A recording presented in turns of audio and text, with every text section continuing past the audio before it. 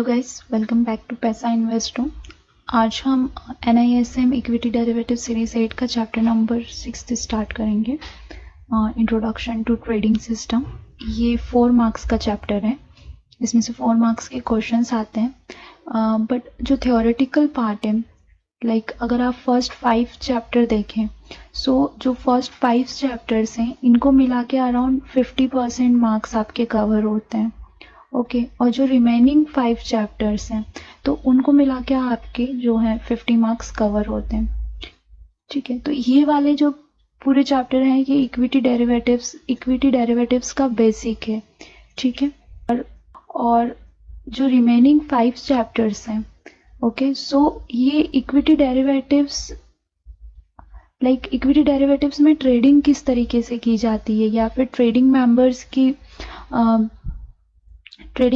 की यहाँ पे क्या क्या रिस्पॉन्सिबिलिटीज होती हैं, कैसे सेटलमेंट कैसे होता है, ऑर्डर पंचिंग कैसे होता है, सेबी के क्या रूल्स एंड रेगुलेशंस हैं। तो ये सब जो चीज़ें हैं वो रिमेनिंग 5 चैप्टर्स में कवर होती हैं। ओके, सो ये वाला चैप्टर 4 मार्क्स का है, बट ये एक आपको इनिशिएट या फिर आप ये बोलते हैं कि एक बेसिक अंडरस्टैंडिंग देता है आपको क्लियरिंग एंड सेटलमेंट डिपार्टमेंट जो होता है उससे रिलेटेड। ठीक है, तो हम इसमें बेसिकली ट्रेडिंग सिस्टम F&O का किस तरीके से वर्क करता है तो वो पूरा हम लर्न करेंगे। हमारे की पॉइंट्स क्या रहेंगे लर्निंग के। जो ट्रेडिंग सिस्टम होता है F&O का वो क्या होता है, देन डिफरेंट एंटिटीज, कौन कौन सी एंटिटीज होती हैं ट्रेडिंग सिस्टम में, then third different types of order, किस किस तरीके के ऑर्डर्स पंच किए जाते हैं, सिलेक्टिव क्राइटेरिया क्या होता है स्टॉक्स का, और जो पोजीशंस होते हैं, लिमिट पोजीशंस होते हैं इक्विटी डेरिवेटिव्स में, तो वो किस बेसिस पे होते हैं, या फिर उनको कितना लिमिट्स प्रोवाइड करना होता है, कितना मार्जिन्स प्रोवाइड करना होता है अलग अलग मेंबर्स को। तो हम उसके बारे में स्टडी करेंगे। So let's start. ये पूरा थियोरेटिकल चैप्टर है, इसमें कुछ भी लाइक न्यूमेरिकल या फिर कोई कंसेप्ट थ्योरी नहीं है, पूरा थियोरेटिकल है। लाइक आपको समझना है कि कौन किस तरीके से वर्क करता है। तो मे भी थोड़ा बोरिंग होगा, बट स्टिल मैं ट्राई करूँगी कि आपको अच्छे से समझा सकूं। मे भी लेंदी हो सकता है, बट यस, ये एक इम्पॉर्टेंट चैप्टर है क्योंकि ये आपको बेसिक अंडरस्टैंडिंग देता है ट्रेडिंग मेंबर्स, क्लियरिंग मेंबर और मार्केट पार्टिसिपेंट या फिर सेल्फ क्लियरिंग मेंबर से रिलेटेड। तो अगर आपके बेसिक्स क्लियर नहीं होंगे इन सब को लेकर, मेंबर्स को लेकर, तो लाइक प्रॉब्लम होगा नेक्स्ट 4 चैप्टर्स को पढ़ने में। ओके, सो स्टार्ट करते हैं हम ट्रेडिंग सिस्टम।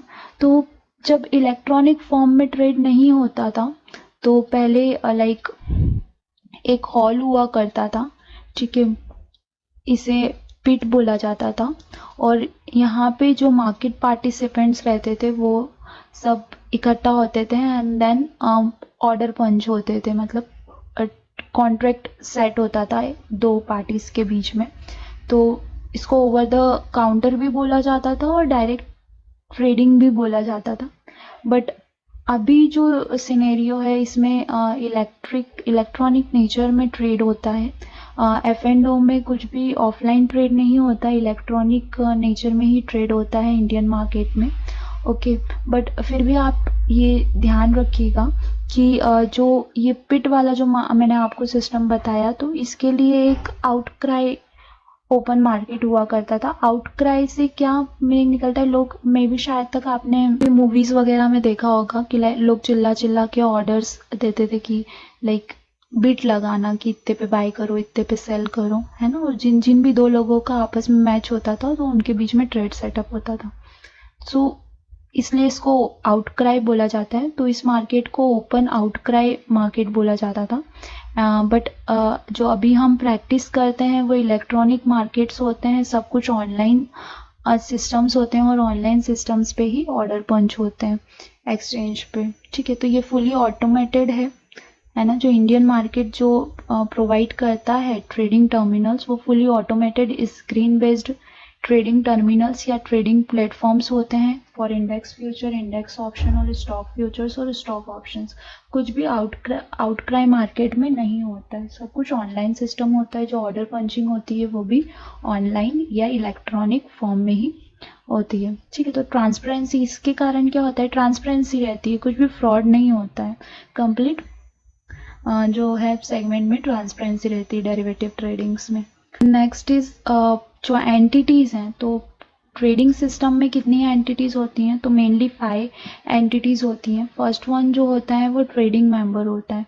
अभी ट्रेडिंग मेंबर क्या होता है, तो ट्रेडिंग मेंबर क्या होता है, लाइक ट्रेड पंच करते हैं, ठीक है, ट्रेड या ऑर्डर्स लेते हैं, उनको ट्रेडिंग मेंबर बोला जाता है। अब ये ऑर्डर्स वो अपने खुद के सेल्फ ऑर्डर भी पंच कर सकते हैं या फिर क्लाइंट के लिए भी ऑर्डर पंच कर सकते हैं, ठीक है। तो ऐसे जो मेंबर्स होते हैं स्टॉक एक्सचेंज के, उनको ट्रेडिंग मेंबर्स बोला जाता है। ये जो मेंबर्स होते हैं ये ट्रेड करते हैं ऑन बिहाफ ऑफ क्लाइंट और ऑन देयर ऑन अकाउंट, और जो ट्रेडिंग मेंबर होते हैं उनको एक आईडी असाइन की जाती है जिसे बोला जाता है ट्रेडिंग मेंबर आईडी, ठीक है। और ये जो ट्रेडिंग मेंबर आईडी होती है ये एक्सचेंज, स्टॉक एक्सचेंज इनको प्रोवाइड करता है।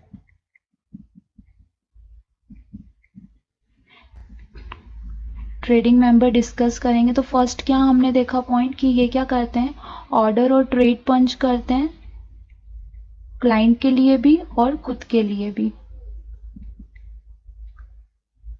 ठीक है। देन सेकेंड थिंग, इनको एक ट्रेडिंग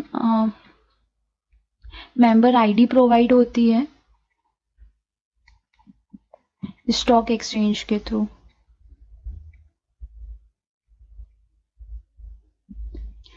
देन सेकेंड वन, जो ट्रेडिंग मेंबर्स होते हैं, ठीक है, तो ट्रेडिंग मेंबर्स क्या करते हैं, उनको स्टॉक एक्सचेंज तो आईडी प्रोवाइड करता ही करता है, बट जो यूजर्स होंगे ट्रेडिंग मेंबर्स के अंडर में, तो उनके लिए भी वो एक यूनिक यूजर आईडी प्रोवाइड करना पड़ती है उन्हें, ठीक है। फॉर सपोज मैं एग्जांपल लेती हूँ, जैसे कि ब्रोकर है ना, तो ब्रोकर क्या होता है, ब्रोकर वो पर्सन होता है जो कि हमको एक प्लेटफॉर्म प्रोवाइड करता है।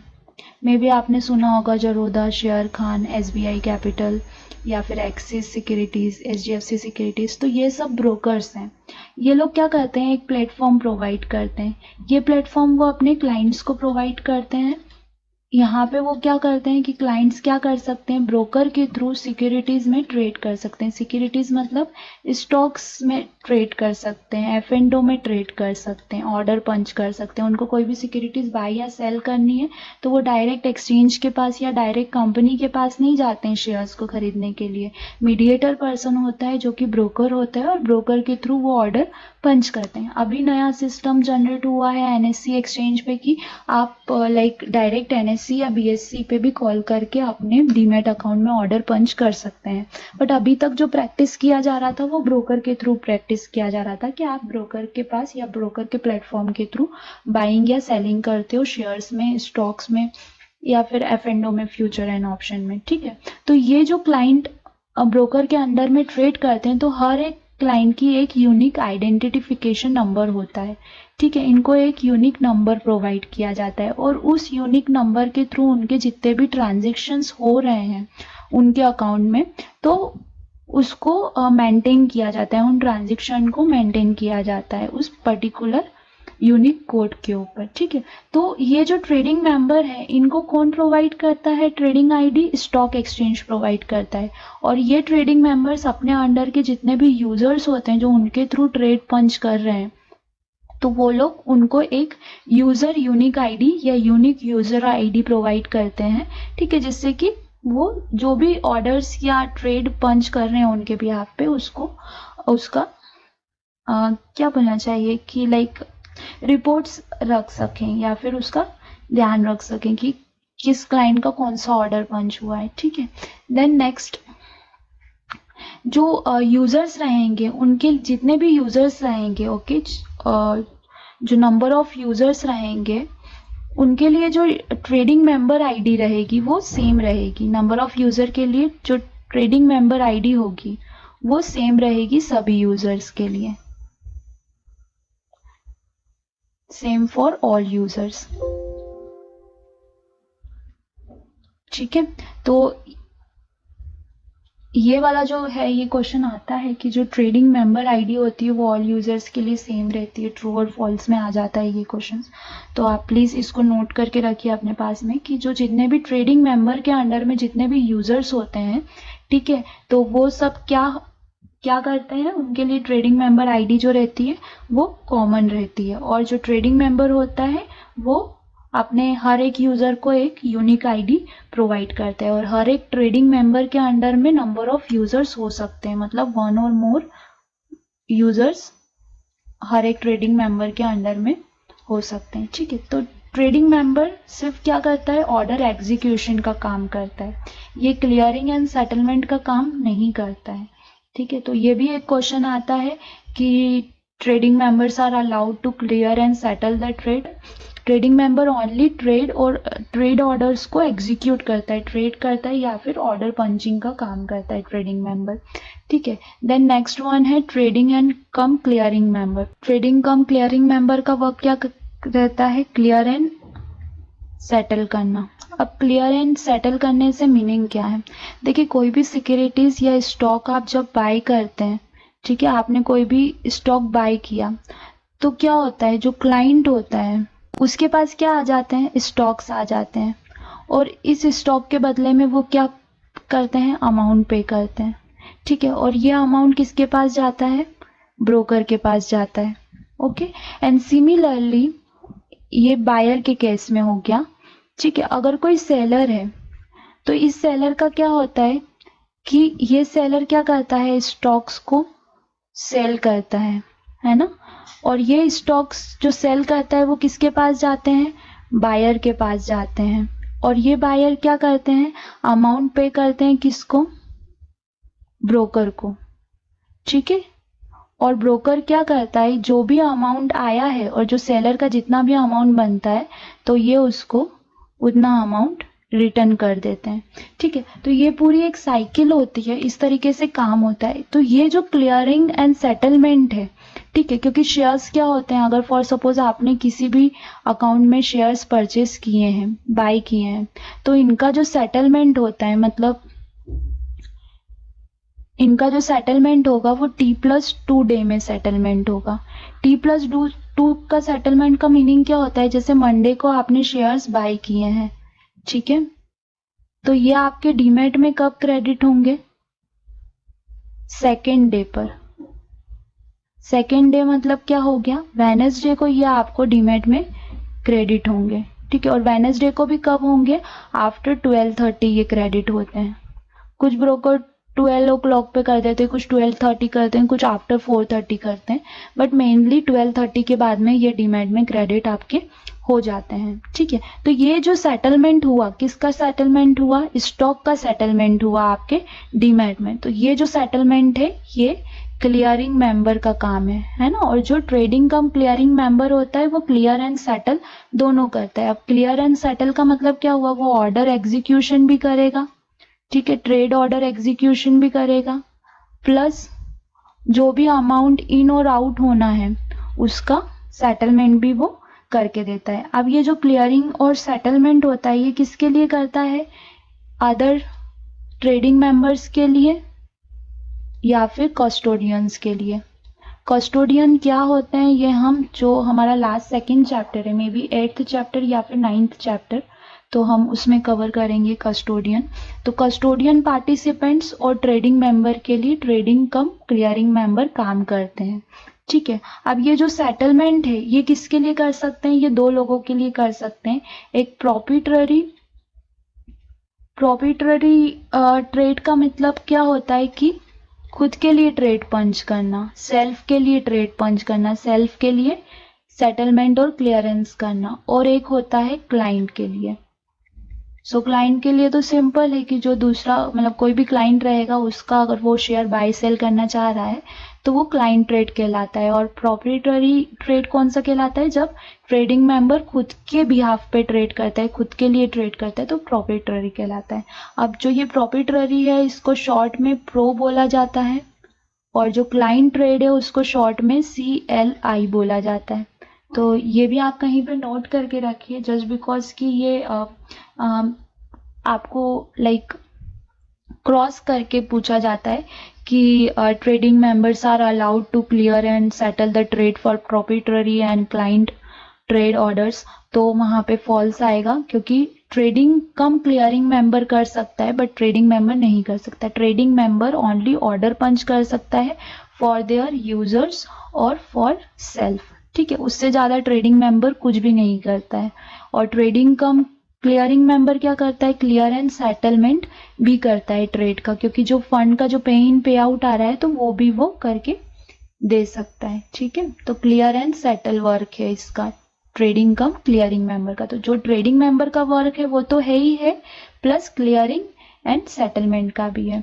देन नेक्स्ट है प्रोफेशनल क्लियरिंग मेंबर्स। अब प्रोफेशनल क्लियरिंग मेंबर्स क्या होते हैं, तो ये भी क्लियरिंग एंड सेटलमेंट ही करते हैं, ठीक है, बट ये थोड़ा सा एडवांस लेवल पे क्लियरिंग एंड सेटलमेंट करते हैं। नॉर्मली ये सिर्फ बैंक्स और कस्टोडियंस ही, जो बैंक्स और कस्टोडियंस पार्टीज होती हैं वही प्रोफेशनल क्लियरिंग मेंबर्स बन सकती हैं। हर कोई प्रोफेशनल क्लियरिंग मेंबर्स नहीं बन सकता है, ठीक है। और जो ट्रेडिंग मेंबर्स हैं वो प्रोफेशनल क्लियरिंग मेंबर्स नहीं बन सकते हैं। ट्रेडिंग मेंबर्स और इंस्टीट्यूशनल क्लाइंट्स जो होते हैं उनके लिए ये लोग ट्रेड क्लियरेंस करते हैं। किसके लिए, ट्रेडिंग मेंबर्स के लिए और इंस्टीट्यूशनल क्लाइंट्स के लिए, ठीक है, ये लोग क्लियरिंग एंड सेटलमेंट का वर्क करते हैं। Then self clearing member. अब सेल्फ क्लियरिंग मेंबर से सीधा सीधा समझ में आता है, सेल्फ क्लियरिंग मेंबर को आप ट्रेडिंग मेंबर्स भी बोल सकते हो, इनको ट्रेडिंग मेंबर भी बोला जाता है, ठीक है। और ये सिर्फ और सिर्फ सेल्फ का ही ट्रेड एंड सेटलमेंट कर सकते हैं, ना यूजर का कर सकते हैं, ना अदर किसी कस्टोडियन पार्टी का कर सकते हैं, ओनली सिर्फ खुद का कर सकते हैं, ठीक है। सिंगल पर्सन के लिए, मतलब या तो सिंगल इंस्टीट्यूट के लिए या खुद के लिए, ये खुद के लिए ही कर सकते हैं, बाकी किसी के लिए भी नहीं। पार्टिसिपेंट क्या होता है, पार्टिसिपेंट क्लाइंट्स को बोला जाता है। जो भी व्यक्ति मार्केट में बाय या सेल करता है शेयर्स को, उनको पार्टिसिपेंट्स बोला जाता है कि ये मार्केट पार्टिसिपेंट्स हैं, ये मार्केट में ट्रेडिंग कर रहे हैं। तो दैट्स ऑल। पार्टिसिपेंट जो रहते हैं वो इनका एक और यहाँ पे टर्म है कि ये लोग वेरियस ट्रेडिंग मेंबर्स के अंडर में ट्रेड कर सकते हैं, है ना, ये लोग ट्रेड कर सकते हैं through various trading member, but इनका जो सेटलमेंट होता है या फिर इनका जो फंड सेटलमेंट होगा या सिक्योरिटी सेटलमेंट होगा तो वो सिर्फ और सिर्फ सिंगल क्लियरिंग मेंबर के थ्रू ही होता है, ठीक है। तो क्लियरिंग मेंबर एक पूरा चैप्टर है, उसमें हम इन डिटेल पढ़ेंगे कि एक्चुअल क्लियरिंग मेंबर का मतलब क्या होता है। मतलब यहाँ पे मैं स्टॉक एक्सचेंज को क्लियरिंग मेंबर बोल रही हूँ या फिर डिपॉजिटरी को क्लियरिंग मेंबर बोल रही हूँ, किसे क्लियरिंग मेंबर बोल रही हूँ, तो वो हमको वहां पे पता लगेगा। ओके, देन नेक्स्ट है ऑथराइज्ड पर्सन। अब ऑथराइज्ड पर्सन क्या कौन होते हैं, तो ऑथराइज्ड पर्सन पहले हम थोड़ी सी हिस्ट्री पढ़ लेते हैं हम। सो अभी तक क्या होता, मतलब 21 जून 2018 तक क्या होता था कि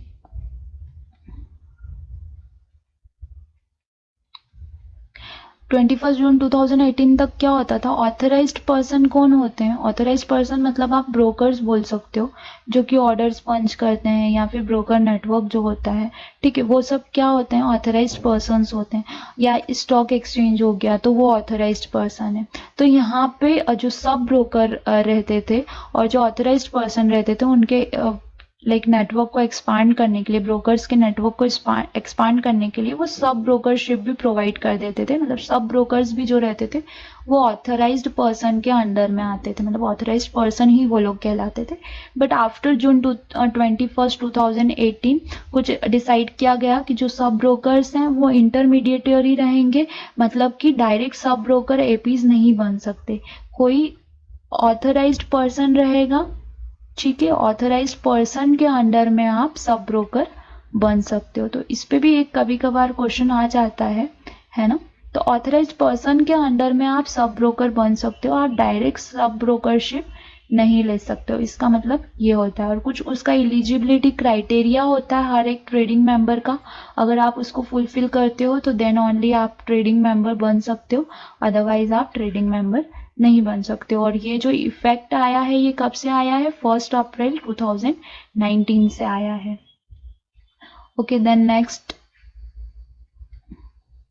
नेक्स्ट इज कॉर्पोरेट हायरार्की।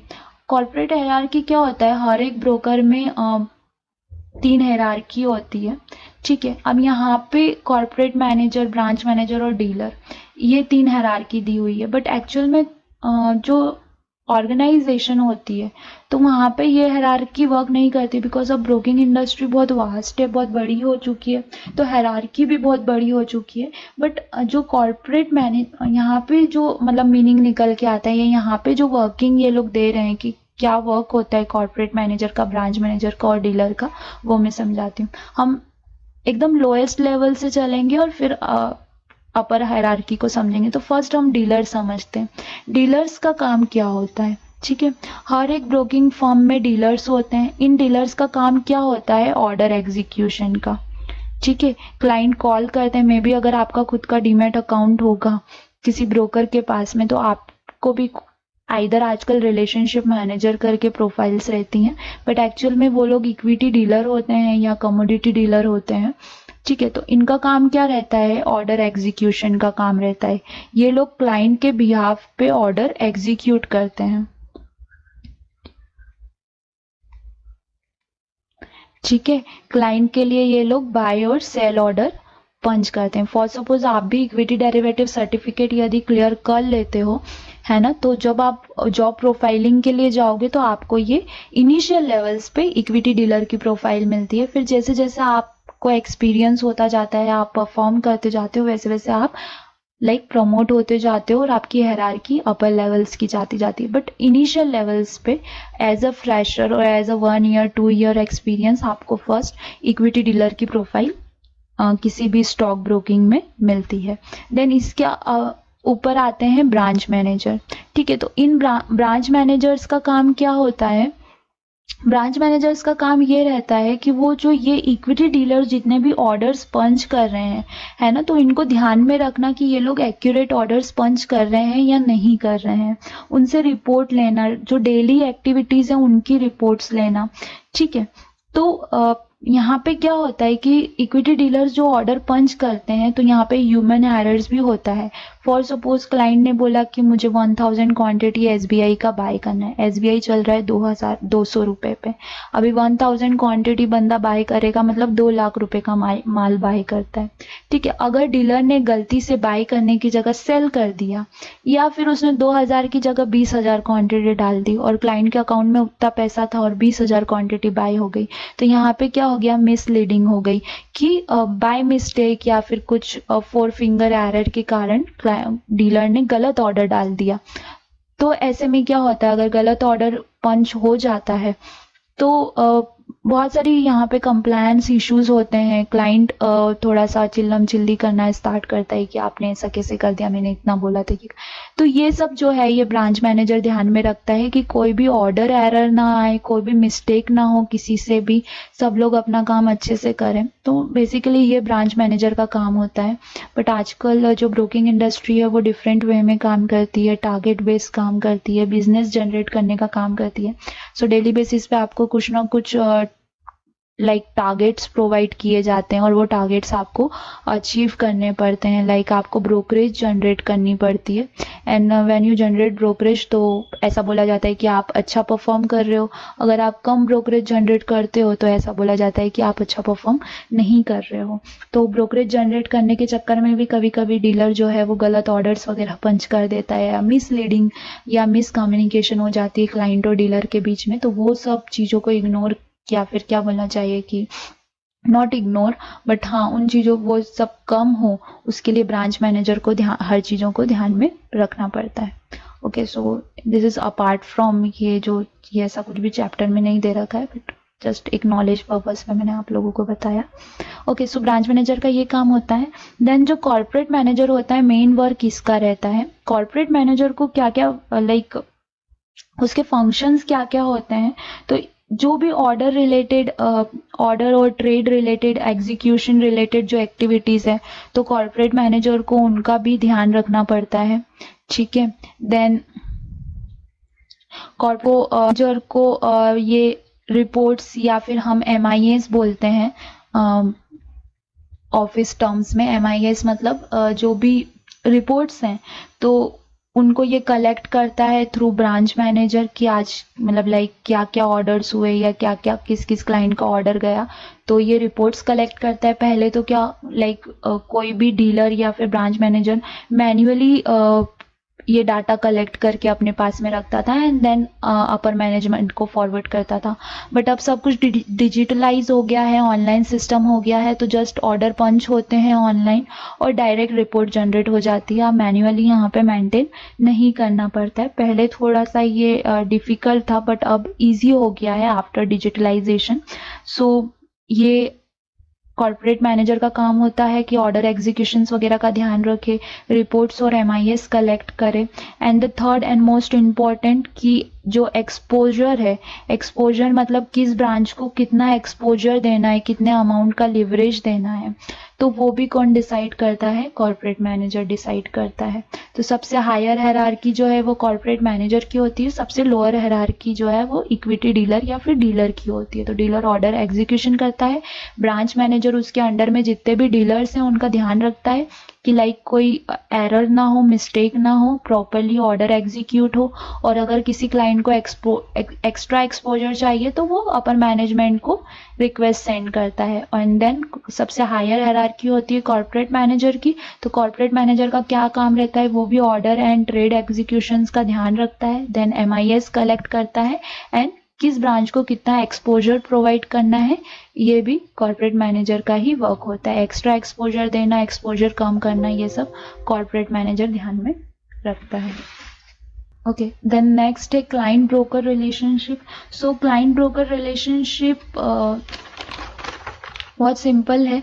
यहाँ पे जो ब्रोकर होता है उसको कुछ चीज़ों क्लाइंट से कलेक्ट करनी होती है और कुछ ऐसी सर्विसेज हैं जो क्लाइंट को प्रॉपरली प्रोवाइड करनी होती हैं। तो सबसे फर्स्ट है जब भी अकाउंट ओपन होते हैं, है ना, तो क्लाइंट से जो ब्रोकर है उसको क्लाइंट से केवाईसी कलेक्ट करना होता है। केवाईसी का फुल फॉर्म होता है नो योर क्लाइंट। और इस केवाईसी के अंडर में क्या क्या चीज़ें आती हैं, तो लाइक जैसे क्लाइंट का आधार कार्ड है, पैन कार्ड है। पैन कार्ड मोस्ट इम्पॉर्टेंट है, विदाउट पैन कार्ड जो है आपका डीमैट अकाउंट नहीं ओपन हो सकता है। इवन विदाउट आधार भी नहीं हो सकता है, बट पैन के बिना तो बिल्कुल भी नहीं हो सकता है। सो केवाईसी फॉर्म्स लेने होते हैं।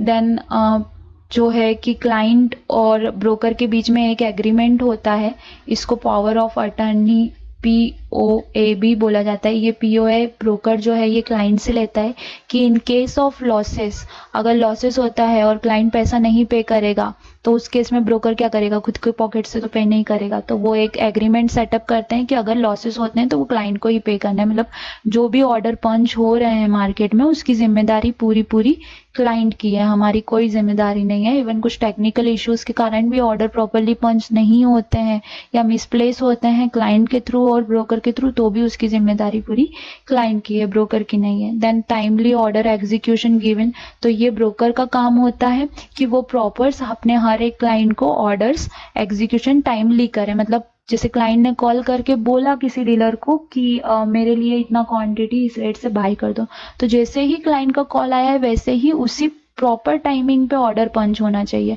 5 मिनट का भी डिफरेंस नहीं होना चाहिए वहाँ पे। मतलब अगर क्लाइंट ने 10:30 पे बोला कि मेरे लिए 100 क्वांटिटी SBI का मार्केट रेट से बाय कर दो, मतलब मार्केट में जो भी प्राइस चल रहा है उससे मेरा 100 क्वांटिटी बाय कर दो, तो ऑर्डर एग्जीक्यूशन भी 10:30 पे ही हो जाना चाहिए। अगर डिले हुआ, 10:35 हुआ, तो यहाँ पे क्लाइंट कंप्लेन कर सकता है सेबी को, ब्रोकर की। तो इसलिए ऑर्डर एग्जीक्यूशन टाइम पे होना चाहिए। देन जो मार्जिन्स हैं वो ब्रोकर का काम है कलेक्ट करना। यहाँ पे कोई एक्सचेंज या सेबी इसकी गारंटी नहीं लेता है, यहाँ पे ब्रोकर ही खुद गारंटर होता है खुद के लिए क्लाइंट के थ्रू। क्लाइंट से मार्जिन उसी को कलेक्ट करनी होती है। तो ये क्लाइंट एंड ब्रोकर रिलेशनशिप पे डिपेंड करता है। देन हर एक क्लाइंट के लिए सेपरेट बैंक अकाउंट उनको सेग्रीगेट करना होता है क्लाइंट्स मनी के लिए।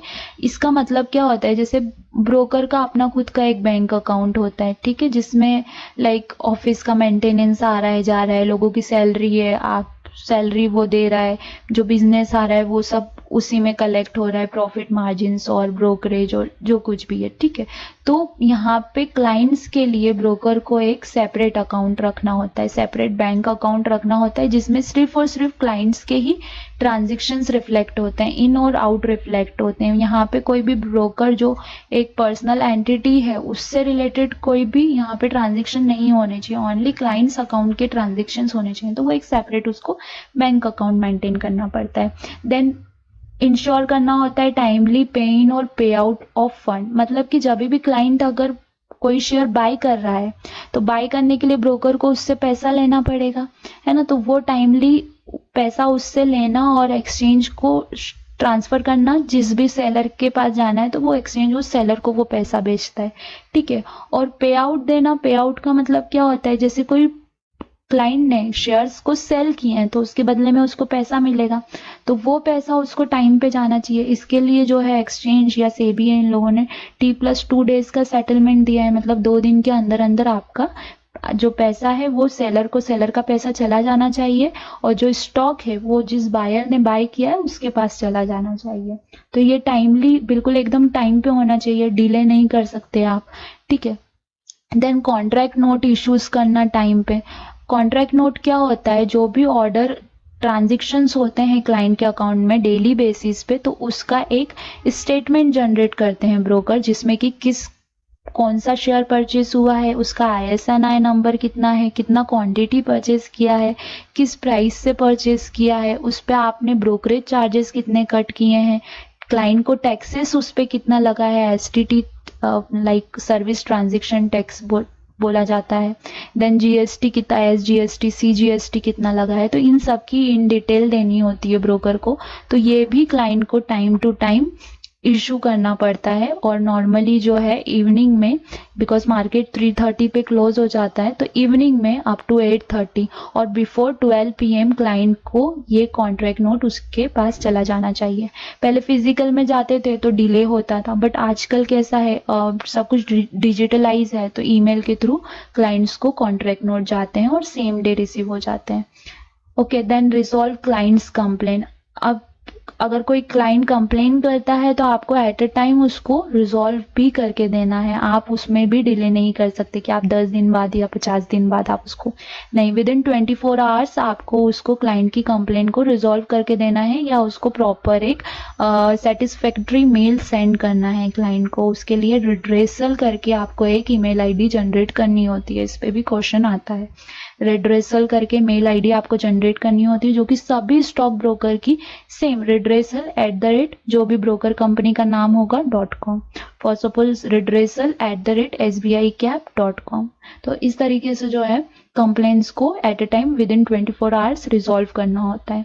देन जो अकाउंट स्टेटमेंट्स है, मतलब यहाँ पे किससे रिलेटेड है स्टेटमेंट्स, डीमैट अकाउंट से रिलेटेड है। तो डीमैट अकाउंट में क्लाइंट के पास जो भी शेयर्स हैं, तो मतलब जो इनकी जो पीरियोडिकल साइकिल है वो एवरी क्वार्टर की है, ठीक है। एवरी 3 मंथ्स में आपको जो है डीमैट बैलेंस या डीमैट में जितने भी शेयर्स हैं तो उसका स्टेटमेंट आपको अपने क्लाइंट को सेंड करना पड़ेगा। अभी ये दोनों साइड से आता है, ये डिपॉजिटरी के साइड से भी जाता है और ब्रोकर की साइड से भी जाता है, तो मैच हो जाता है कि लाइक ब्रोकर ने करेक्ट भेजा है या गलत भेजा है।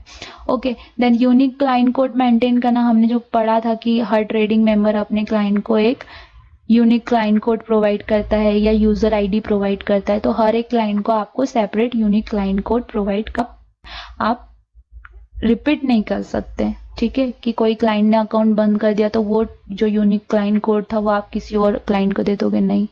हर एक क्लाइंट का, भले ही वो अकाउंट एक्टिव रहे चाहे इनएक्टिव रहे, आपको separate unique client code provide करना है। Then order type and order conditions, मतलब कितने तरह के ऑर्डर्स पंच कर सकते हैं हम और क्या किन किन कंडीशंस पे पंच कर सकते हैं, तो वो पढ़ते हैं। तो मेनली 2 टाइप्स के ऑर्डर पंचिंग कंडीशंस होती हैं, टाइम कंडीशन और प्राइस कंडीशन। तो इसको हम डिटेल में पढ़ते हैं। ठीक है। आई होप कि ये जो क्लाइंट ब्रोकर रिलेशनशिप है ये आपको समझ में बहुत सिंपल है ना, कि केवाईसी मेंटेन करना होता है, एग्रीमेंट होता है क्लाइंट और ब्रोकर के बीच में कि कोई भी फ्रॉड ना हो, ना ब्रोकर क्लाइंट के साथ कोई फ्रॉड कर सके, ना क्लाइंट ब्रोकर के साथ कोई फ्रॉड कर सके। ठीक है। फिर टाइमली ऑर्डर पंच करना पड़ता है, जिस टाइम पे क्लाइंट ने बोला है ऑर्डर पंच करने के लिए उसी टाइम पे आपको ऑर्डर पंच करना पड़ेगा। प्रॉपरली पे इन पे आउट आपको फंड्स का जो है क्लाइंट को देना पड़ेगा, कॉन्ट्रैक्ट नोट देने पड़ेंगे। देन क्लाइंट की कंप्लेन आपको विद इन 24 आवर्स रिजॉल्व करनी पड़ेगी। पीरियोडिकली स्टेटमेंट सेंड करना पड़ेगा, यूनिक क्लाइंट कोड मेंटेन करना पड़ेगा। तो दिस ऑल ये सब क्लाइंट ब्रोकर रिलेशनशिप के अंडर में आता है। देन हम कितने टाइप्स के ऑर्डर्स पंच होते हैं और क्या कंडीशंस होती हैं उनके ऊपर, तो उसके बारे में डिस्कस करते हैं। ओके, सो फर्स्ट हम डिस्कस करेंगे टाइम कंडीशन। सो टाइम कंडीशन का मीनिंग क्या होता है? ठीक है, पहले मैं ऑर्डर का मीनिंग समझाती हूँ। मे बी कुछ लोगों को पता होगा, मे बी कुछ लोगों को नहीं पता होगा। ऑर्डर का मतलब क्या होता है कि कोई भी क्लाइंट है, ठीक है, तो वो जब ऑर्डर पंच करता है तो ऑर्डर कैसे पंच करता है? फॉर सपोज उसको SBI बाय करना है ना, 100 क्वांटिटी बाय करनी है, 200 का प्राइस चल रहा है। तो कोई क्लाइंट है जो इसको 195 पे परचेस करना चाहता है, ठीक है, ये क्लाइंट 1 है। एक और क्लाइंट है जो कि SBI का 100 क्वांटिटी परचेस करना चाहता है बट मार्केट रेट से परचेस करना चाहता है। मतलब ये अगर 200 रुपये चल रहा है या 200 रुपये 50 पैसे चल रहा है, उसको ये प्राइस से कुछ भी नहीं लेना देना है। वो बोल रहा है जो मार्केट रेट चल रहा है उससे आप मेरे को परचेस कर दो। बट एक क्लाइंट है वो क्या बोल रहा है, 200 चल रहा है, बट ये जब ये 5 रुपये नीचे आएगा ना तब मैं इसको बाय करूंगा। ठीक है, तो ये जो कंडीशन है ना, एक क्लाइंट क्या बोल रहा है कि मैं 195 आएगा तब परचेस करूंगा, और एक क्लाइंट क्या बोल रहा है कि मैं जब मार्केट रेट आएगा तब परचेस करूंगा। तो ये जो प्राइस का जो डिफरेंस है या ये जो प्राइस अलग अलग उनका सोचना है, तो इसको बोलते हैं प्राइस कंडीशन। ठीक है। एंड टाइम कंडीशन क्या होता है कि एक क्लाइंट है वो क्या बोल रहा है कि सामने से मेरा जितना क्वांटिटी बाय होता है आप कर दो। मैं यहाँ पे 1 लाख क्वांटिटी 1 लाख क्वांटिटी में बाय करना चाहता हूँ, तो मार्केट रेट से या जो भी 200 रुपए के प्राइस से बाय हो रही है आप उतनी कर दो और बाकी की छोड़ देना। 1 लाख में से जितनी होगी उतनी चली जाएगी। तो इसको बोलते हैं IOC, intermediate and cancellation order. Intermediate और कैंसिलेशन, इसका मीनिंग क्या होता है? फॉर सपोज 1 लाख क्वांटिटी किसी ने बाय करने के लिए रखी और जो सामने सेलर्स हैं वो सिर्फ 98,000 क्वांटिटी के लिए ही है, तो यहाँ पे क्या होगा, 98,000 क्वांटिटी तो बाय हो जाएगी, बट जो रिमेनिंग 2,000 क्वांटिटी है 1 लाख में से वो क्या हो जाएगी, ऑटोमेटिक कैंसिल हो जाएगी। ठीक है, तो इस टाइप के ऑर्डर को क्या बोलते हैं, इंटरमीडिएट और कैंसिलेशन ऑर्डर। और एक क्लाइंट है वो क्या बोल रहा है कि मेरी 100 क्वांटिटी बाय करो बट 199 के रेट से बाय करना है। ठीक है, आज दिन भर में अगर 199 के रेट पे आता है तो बाय हो जाएगा, अदरवाइज मेरे को कोई दिक्कत नहीं, मैं कल फिर ऑर्डर रख दूंगा। तो इस काइंड ऑफ ऑर्डर को क्या बोलते हैं, डे ऑर्डर। ठीक है, तो यहाँ पे हम दो कंडीशंस हमने यहाँ पे डिस्कस कर ली। एक टाइम कंडीशन हमने डिस्कस करी और एक हमने प्राइस कंडीशन डिस्कस करी। ठीक है, तो टाइम कंडीशन में क्या था, एक इमीडिएट और कैंसिलेशन ऑर्डर था, जिसमें क्या होता है कि फॉर सपोज मैं एक बार और यहाँ पे क्लियर करती हूँ। ठीक है, फर्स्ट होता है डे ऑर्डर। ओके, तो डे ऑर्डर में क्या होता है, होल डे के लिए आपका ऑर्डर वैलिड रहेगा। ठीक है, अगर फॉर सपोज कोई भी शेयर 200 के प्राइस पे चल रहा है, आपने 195 पे बाय ऑर्डर पंच किया है। ओके, ये बाय ऑर्डर आपने पंच किया है, तो ये वाला जो ऑर्डर है ये होल डे के लिए वैलिड रहेगा, है ना। अगर आपका आज के दिन में ये आया प्राइस तो आपका बाय हो जाएगा, अदरवाइज बाय नहीं होगा। आपको आपका जो भी है आपको कल फिर से ऑर्डर रखना पड़ेगा। एंड सेकेंड यहाँ पे है IOC, इमीडिएट और कैंसिलेशन। इमीडिएट और कैंसिलेशन में क्या होता है कि फॉर सपोज 200 शेयर का प्राइस चल रहा है, आप 1 लाख क्वांटिटी आपको खरीदनी है ना, और जो सेलर है वो सिर्फ 80,000 क्वांटिटी के लिए है।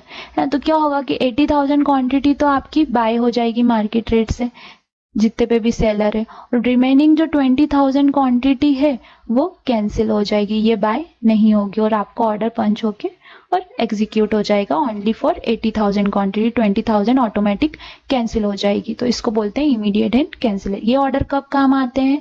जब मार्केट में एकदम बहुत हाईएस्ट फ्लक्चुएशन, कुछ न्यूज आई किसी स्टॉक में, है ना, अब हमको नहीं पता है वो कितना ऊपर जा सकता है, तो हमने क्या करा कि एक काम, क्योंकि क्या होता है कभी कभार आप 1 लाख क्वांटिटी का ऑर्डर पंच करेंगे ना, तो 5 रुपए वो 1 लाख क्वांटिटी के कारण ही रेट बढ़ जाता है उस स्टॉक का। तो उस केस में इमीडिएट एंड कैंसिलेशन ऑर्डर रखा जाता है कि अच्छा चलो सामने से जितना क्वांटिटी आएगा उतना हम परचेस कर लेंगे, बाकी छोड़ देंगे, ठीक है। देन सेकेंड है price condition. So price condition भी 2 टाइप की होती है। फर्स्ट वन इज मार्केट,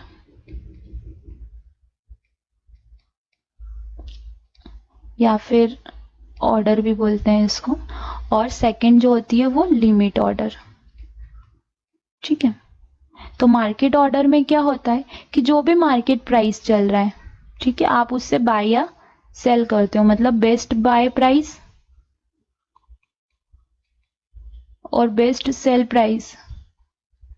अगर आप बायर हो तो जो भी बेस्ट बाय प्राइस चल रहा होगा उस पर आप बाय कर लोगे, और सेलर हो तो जो भी बेस्ट सेल प्राइस चल रहा है उस पर आप सेल कर दोगे। तो इसको मार्केट ऑर्डर बोलते हैं, है ना। और लिमिट ऑर्डर क्या होता है? सेम जो मैंने आपको बताया था कि 200 स्क्रिप्ट चल रही है, आपको 195 के रेट से खरीदना है, तो आप ऑर्डर जो है वो 195 के रेट पे रखोगे। जब 195 आएगा उसी टाइम पे आपका बाय होगा, अदरवाइज आपका बाय इन अ डे में नहीं होगा।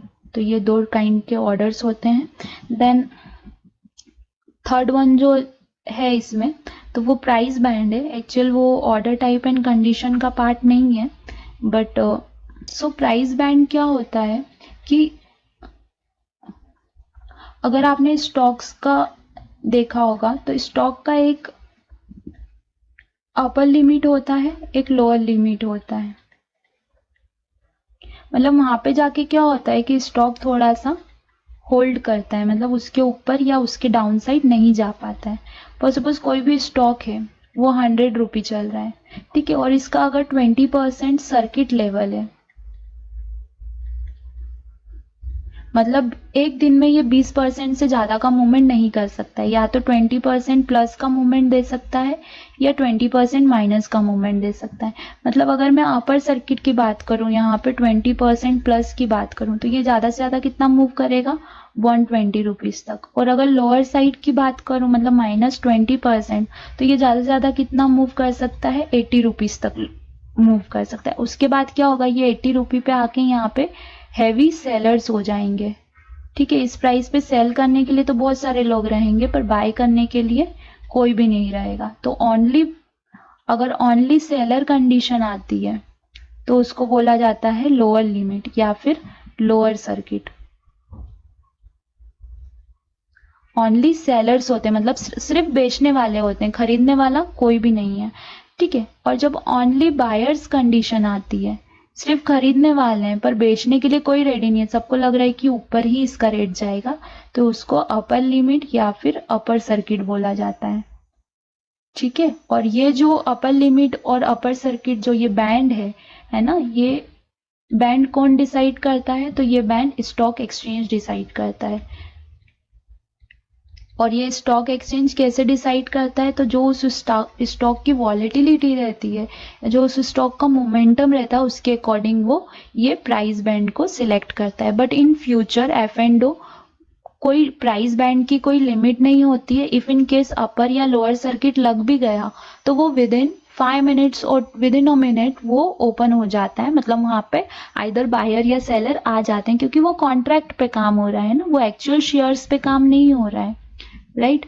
तो वहां पे कोई प्राइस बैंड नहीं होता है, वहां पे वो थोड़ी देर के लिए वहां पे only buyer only seller condition आती है, बट स्टिल वो प्राइस बैंड हट जाता है। नॉर्मली अगर प्राइस बैंड की बात की जाए तो इंडेक्स फ्यूचर जो है किस लेवल पे आके थोड़ा सा मतलब स्टॉक होता है, तो इंडेक्स फ्यूचर जो है, इंडेक्स फ्यूचर मतलब क्या? निफ्टी 50, बैंक निफ्टी, ये इंडेक्स फ्यूचर होते हैं, राइट।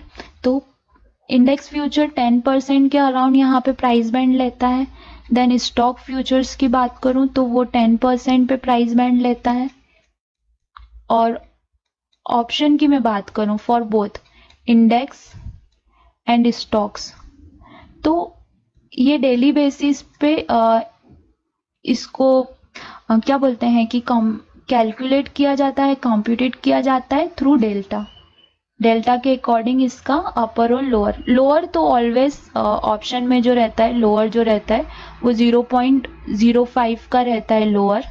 हायर जो प्राइस बैंड है वो कैलकुलेट किया जाता है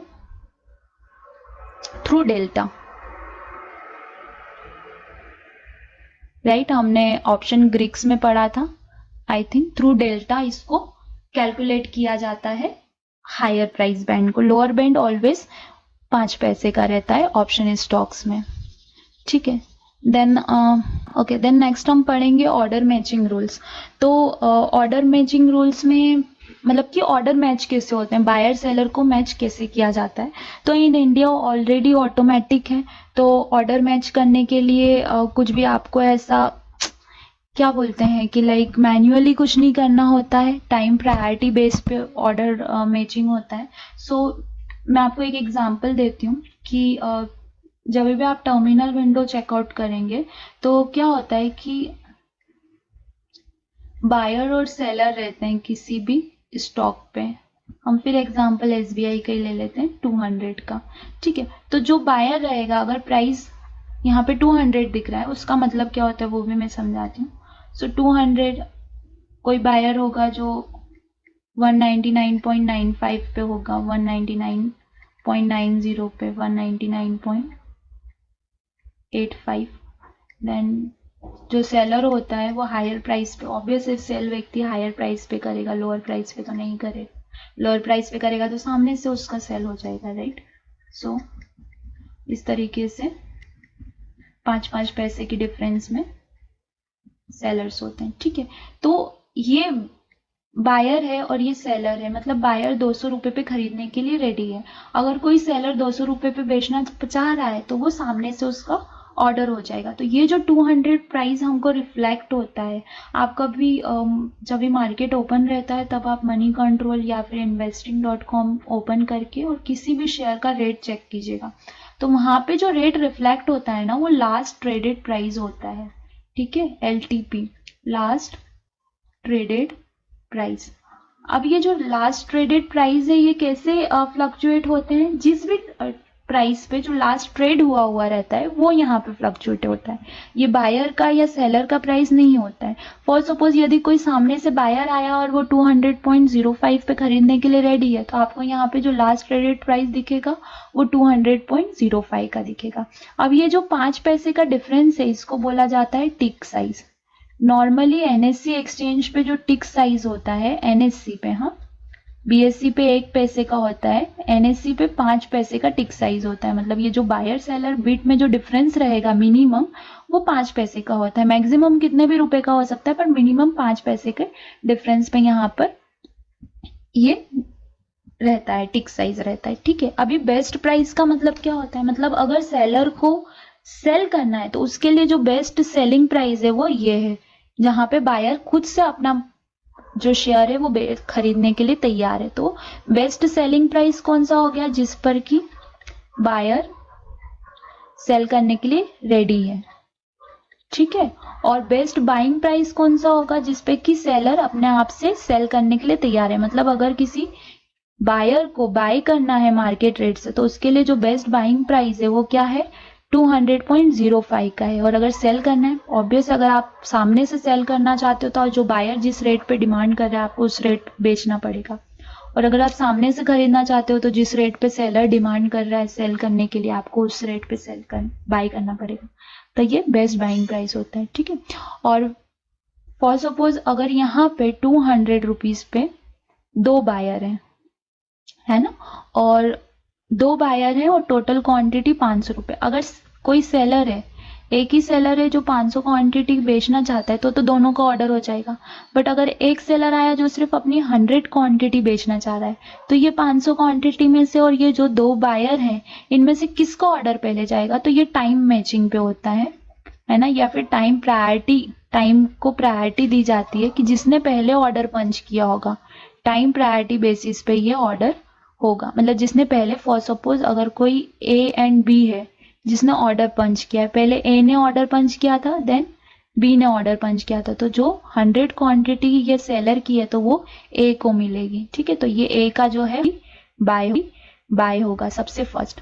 और फिर अगर कोई और सेलर आता है जो 400 क्वांटिटी या फिर आप ये बोल लीजिए कि 300 क्वांटिटी लेके आता है, तो अगर ए ने 300 क्वांटिटी का ऑर्डर रखा होगा तो 200 ए की क्वांटिटी क्लियर हो जाएगी क्योंकि 100 पहले हो गई थी, और जो रिमेनिंग यहाँ की 100 क्वांटिटी है तो वो बी को मिलेगी। ठीक है, तो टाइम प्रायोरिटी बेसिस पे जो है वो ऑर्डर एग्जीक्यूशन होता है। आई होप कि आपको बेस्ट प्राइस समझ में आया होगा, बिकॉज इस पे भी क्वेश्चन आता है कि बेस्ट बायर प्राइस कौन सा होता है और बेस्ट सेलिंग प्राइस कौन सा होगा। तो जिस रेट पे बायर सेल करने के लिए तैयार है आस्क प्राइस बोला जाता है उसे। ओके, सो आस्क प्राइस कौन सी होती है, बेस्ट सेलर प्राइस। ये भी आप चाहें तो कहीं पे नोट कर लीजिए, मैं यहाँ पे नोट करती हूँ। ठीक है, ये क्वेश्चन में भी पूछा जाता है कि बिड मतलब क्या होता है, बेस्ट सेल प्राइस। मतलब आप उस पे आप सेल करना चाहते हैं तो बिड प्राइस पे आप सेल कर सकते हैं। और ये किसकी बिड होती है, वहां पे बायर होता है, बायर अपनी बिड रखे हुए होता है कि उस रेट पे बायर खरीदने के लिए तैयार है। और जो आस्क होता है, हम आगे जब टर्मिनल का स्क्रीनशॉट देखेंगे तब मैं बिड और आस्क बताऊंगी आपको। तो जो आस्क प्राइस होता है वो बेस्ट बाय प्राइस होता है। ये वो प्राइस होता है जिसपे कि सेलर की बिड रखी रहती है, मतलब कि सेलर अपना शेयर बेचने के लिए रेडी है उस प्राइस पे, तो आप उस प्राइस पे इजीली बाय कर सकते हो। तो this is ask and bid. तो ऑर्डर मैचिंग जो है वो बेस्ट प्राइस और टाइम प्रायोरिटी के बेसिस पे ऑर्डर को मैच किया जाता है। ठीक है, then next is price band, जो हम ऑलरेडी आई थिंक समझ चुके हैं, है ना, कि 10% इंडेक्स फ्यूचर पे होता है। देन फ्यूचर और जो इंडिविजुअल सिक्योरिटीज होती हैं उन पे भी अराउंड 10% होता है बेस प्राइस का। और ऑप्शन इंडेक्स और स्टॉक ऑप्शन पे जो है वो डेल्टा का जो भी रेंज बनेगा स्पेसिफिक कॉन्ट्रैक्ट के लिए, उसके अकॉर्डिंग उसका हायर जो है हायर बैंड सिलेक्ट किया जाता है डेली बेसिस पे। लोअर बैंड मैंने आपको बताया 5 पैसे का ही होता है ऑलवेज। ठीक है, then next is trader work station. तो ट्रेडर वर्क स्टेशन क्या होता है, ये ट्रेडर वर्क स्टेशन होता है। ठीक है, अब ये जो ट्रेडर वर्क स्टेशन है, आप देखें यहाँ पे ये जो सेंसेक्स का प्राइस चल रहा है तो ये स्पॉट प्राइस चल रहा है, मतलब स्पॉट में जो भी सेंसेक्स का कैलकुलेशन हो रहा है वो ये यहाँ पर दिख रहा है।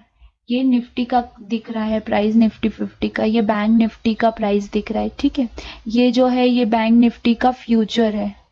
ओके, ये निफ्टी का फ्यूचर है। ये जो है ये ऑप्शन है, ये ऑप्शन है। देखिए ये पुट आ रहा है, यहाँ पे पी लिखा हुआ आ रहा है मतलब पुट है। और ये स्ट्राइक प्राइस शो हो रही है यहाँ पे 11,200, 10,500 की। ये एक्सपायरी बता रहा है 13 अगस्त की और 27 अगस्त की, बिकॉज हमने पढ़ा था कि जो इंडेक्स होते हैं है ना उनकी वीकली एक्सपायरी होती है, एवरी वीक के थर्सडे को उनकी एक्सपायरी होती है। और जो स्टॉक होते हैं ओनली ऑप्शन में। ठीक है, और जो स्टॉक ऑप्शंस होते हैं या फिर इंडेक्स एंड स्टॉक फ्यूचर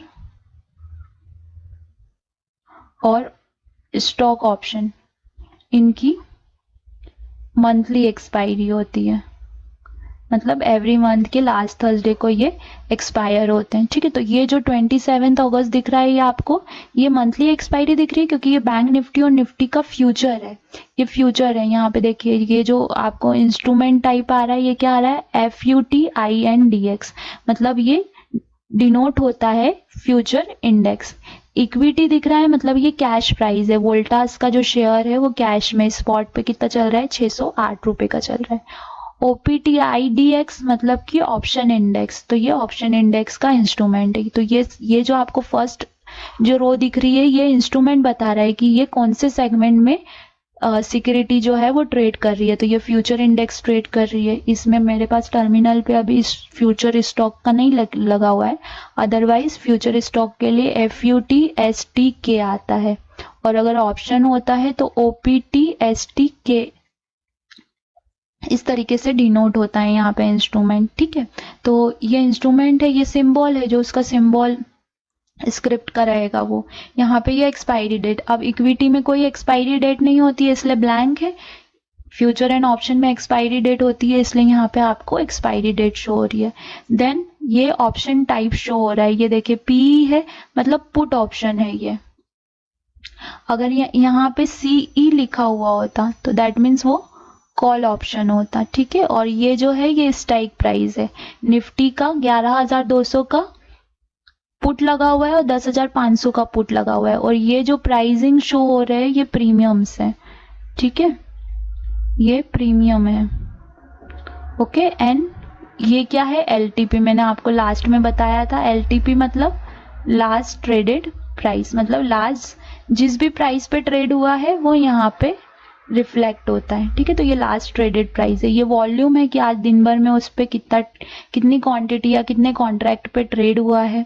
ये परसेंटेज चेंज है कि कितना परसेंट, जैसे कैडिला हेल्थ केयर है। ठीक है, ये मतलब ये आज दिन भर में 2.5% टूटा है, 2.6% ब्रेक हुआ है।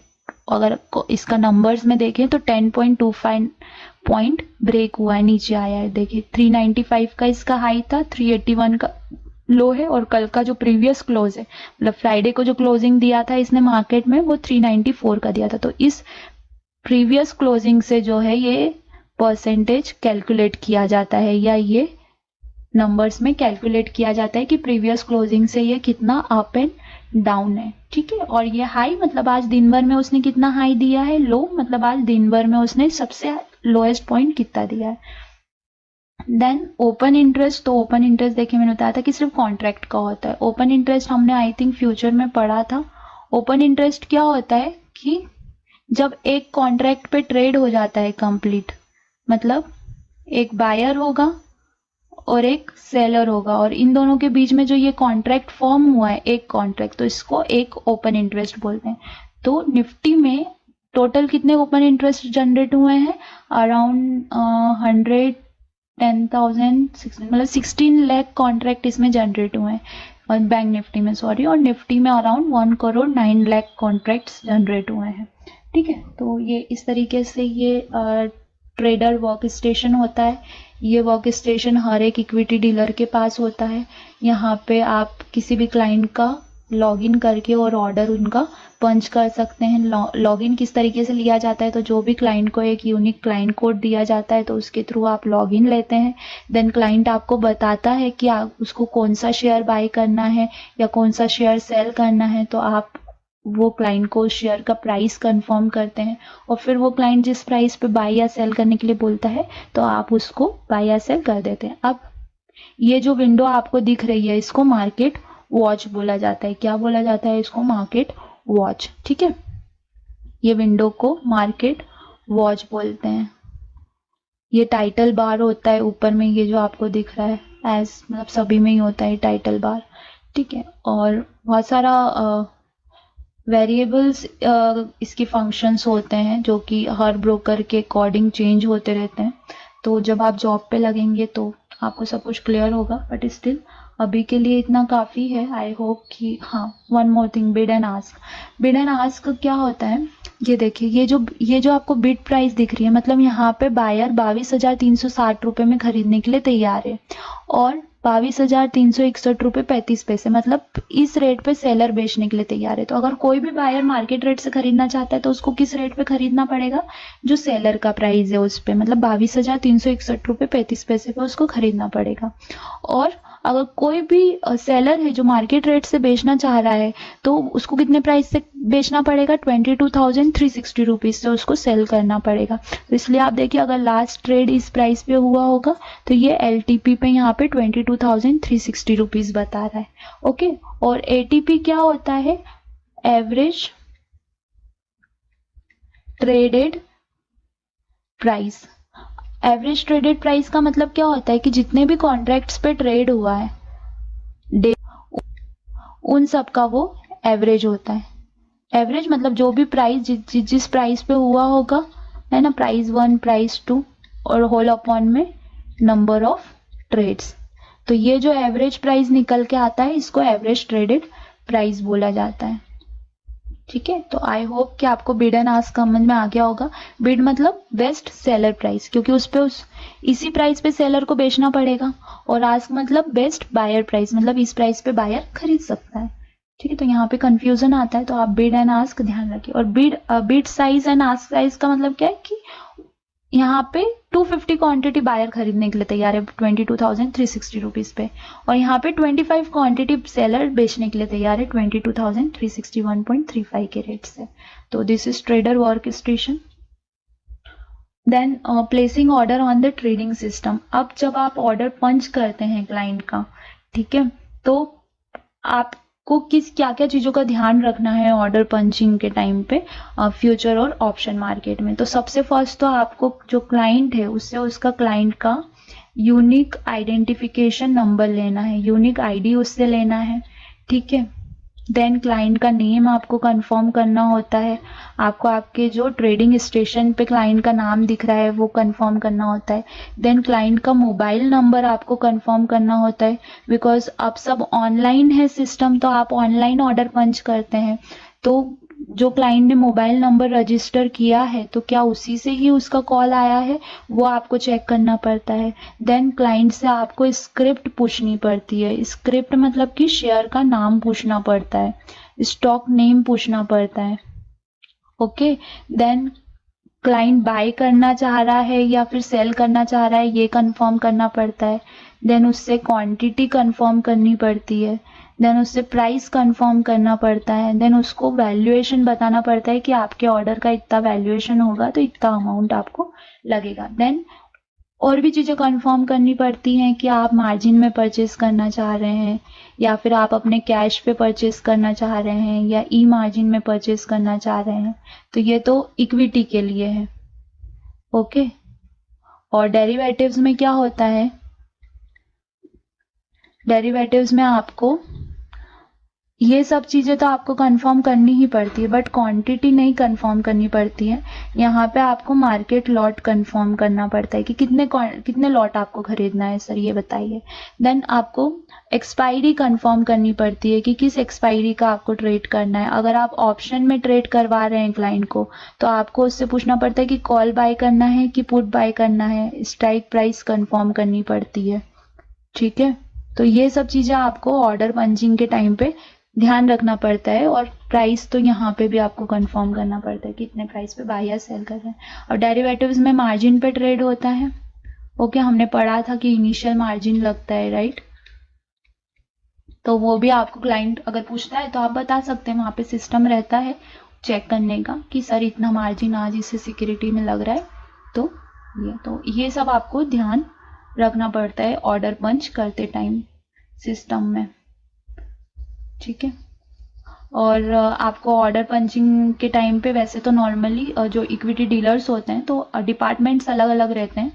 प्रो क्लाइंट्स के लिए अलग डिपार्टमेंट रहता है, और नॉर्मल क्लाइंट्स के लिए मतलब जो HNI क्लाइंट्स रहते हैं उनके लिए अलग रहता है, या फिर ट्रेडिंग मेंबर्स जो रहते हैं उनके लिए अलग रहता है, और क्लाइंट्स के लिए अलग डिपार्टमेंट रहता है।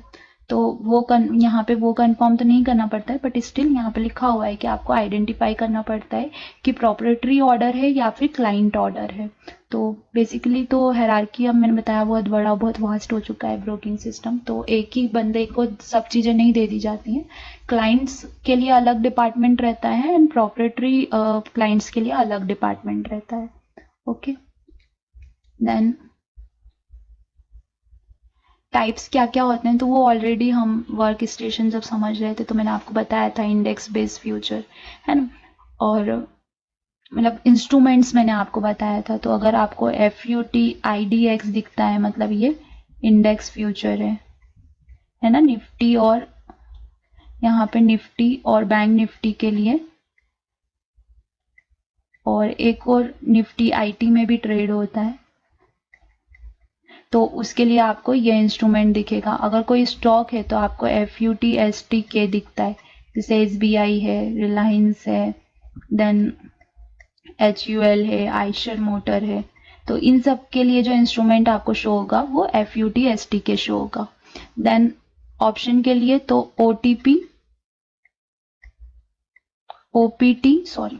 IDX, तो ये ऑप्शन इंडेक्स के लिए चूज होता है, like Nifty and bank Nifty में होता है ट्रेड, ठीक है।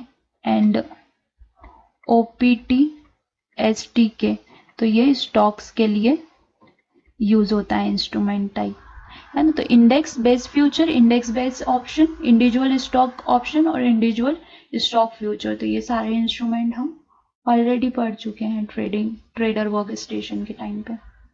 Then next is selection criteria of index for trading. तो ये इंस्ट्रूमेंट टाइप ही यहाँ पे बताया है, ठीक है। जैसे कि अंडरलाइंग है तो इंडिविजुअल सिक्योरिटीज, मतलब फॉर सपोज अगर हम SBI का एग्जांपल लेते हैं तो SBI का प्राइस चल रहा होगा, है ना। SBI का जो मैंने आपको बताया था इंस्ट्रूमेंट में, वहां पे इक्विटी लिखा रहेगा एंड SBI का कुछ बिड और आस्क यहाँ पे शो होगी एंड कुछ LTP वहां पे शो हो जाएगी, ठीक है। और अगर हम SBI का ही फ्यूचर लेंगे तो इंस्ट्रूमेंट में क्या होगा, FUTSTK लिखा हुआ होगा, SBI लिखा होगा, एक्सपायरी लिखी हुई होगी वहां पर, राइट। और यहाँ पे उसकी कुछ ना कुछ बिड डिफरेंट चल रही होगी, आस्क डिफरेंट चल रही होगी और LTP डिफरेंट चल रही होगी, बट सिमिलर ही होगी। फॉर सपोज ये 200.05 है और 200 है, तो ये अराउंड 201.05 और ये 201 के अराउंड चल रहा होगा, ठीक है। सो ये हो गया। देन प्राइस सेटअप, जो टिक साइज मैंने आपको बताया था कि 5 पैसे का, मतलब बायर और सेलर बिड में जो मिनिमम डिफरेंस होता है वो 5 पैसे का होता है, इसको क्या बोला जाता है, टिक साइज बोला जाता है, ठीक है। देन एक्सपायरेशन कब होती है, तो लास्ट थर्सडे को होती है, भी हम लोग ऑलरेडी पढ़ चुके हैं, है ना। देन सेटलमेंट बेसिस कैसा होता है, तो मार्क टू मार्केट पे होता है, ये हमको पढ़ना चाहिए T+1 डे में, ओके। सो सेटलमेंट कैसे होता है, सेटलमेंट मतलब क्या होता है कि आपने कोई भी शेयर बाय किया, आपने उसको होल्ड करके रखा, 3 दिन आपने होल्ड करा, चौथे दिन आपने बेच दिया, तो आपका जो पैसा है, आपने अगर प्रॉफिट कमाया, फॉर सपोज आपने फ्यूचर में SBI बाय किया, ठीक है, 200 के रेट से आपने बाय किया SBI, ओके। इसके लिए आपने 1 लाख रुपीज का मार्जिन पे किया था, है ना, ये मार्जिन आपने पे किया। अब क्या होता है, आप 10 अगस्त को 200 रुपीज में SBI बाय करते हो, 11 अगस्त के दिन 10 अगस्त के दिन ये क्लोजिंग देता है 199 पे, आपके पास में 3000 क्वांटिटी SBI की है, ठीक है। अब ये क्लोजिंग देता है 199 पे, मतलब -1 रुपीज का ये क्लोजिंग दिया इसने। तो यहाँ पे अगर हम -1 के अकॉर्डिंग देखें तो 3000 रुपए का आपको क्या हो गया, माइनस हो गया, है, नुकसान हो गया आपको उस डे में। आपने बेची नहीं है पोजीशन, आप 11 अगस्त को इसको कैरी करके गए, बट यहाँ पे आपका 1 लाख रुपीज तो आपने इनिशियल मार्जिन पे किया है, इसके साथ में आपको मार्क टू मार्केट भी पे करना होता है, MTM बोला जाता है इसको, फुल फॉर्म है इसका मार्क टू मार्केट, ठीक है। ये मार्क टू मार्केट क्या होता है, जो भी उस पर्टिकुलर डे में क्लोजिंग देगा स्टॉक, अगर वो माइनस में क्लोज देता है तो आपको माइनस अमाउंट देना है, अगर प्लस में देता है तो आपके ट्रेडिंग अकाउंट में वो क्रेडिट हो जाएगा पैसा, ठीक है। तो अगर ये 3000 रुपये आपका नीचे क्लोज हुआ है तो 3000 रुपये आपके अकाउंट से क्या हो जाएंगे, डेबिट हो जाएंगे, मतलब जो टोटल आपके अकाउंट से मार्जिन होल्ड होगी वो 1,03,000 रुपए की रहेगी, ठीक है। अब 11 अगस्त के दिन क्या होता है कि SBI बढ़कर और 201 रुपए पे चला जाता है। अब जो प्रीवियस क्लोजिंग था इसका वो 199 रुपीज का था और यहाँ पे 2 रुपए प्लस में ये क्लोजिंग देता है। तो 11 अगस्त को क्या हुआ, आपके पास 3000 क्वांटिटी थी, राइट, और 2 रुपए ये प्लस में इसने क्लोज दिया, तो मतलब 6000 रुपए प्लस में। तो अब जो आपका, सॉरी हाँ यहाँ पे मैंने मिस्टेक करा, 3000 रुपए माइनस हो जाएंगे तो 97,000 रुपीज बचेगा आपका ये इनिशियल मार्जिन में से, ठीक है। अब ये जो 97,000 रुपीज है, तो अब यहाँ पे क्या होगा आपका मार्क टू मार्केट, सॉरी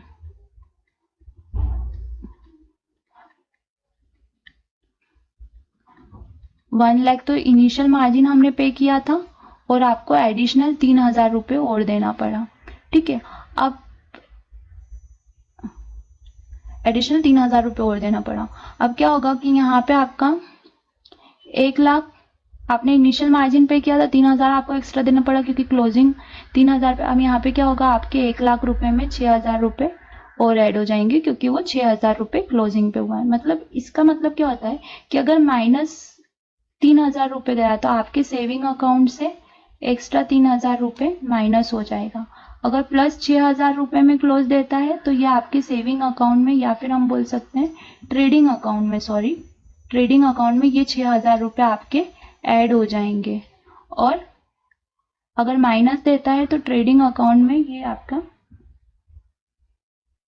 3,000 रुपये माइनस हो जाएगा, ठीक है। तो ये मार्क टू मार्केट होता है। और T+1 सेटलमेंट का मीनिंग क्या होता है कि फॉर सपोज आपने 10th ऑफ अगस्त को कोई भी शेयर परचेज किया और आपने 12th ऑफ अगस्त को वो शेयर बेच दिया।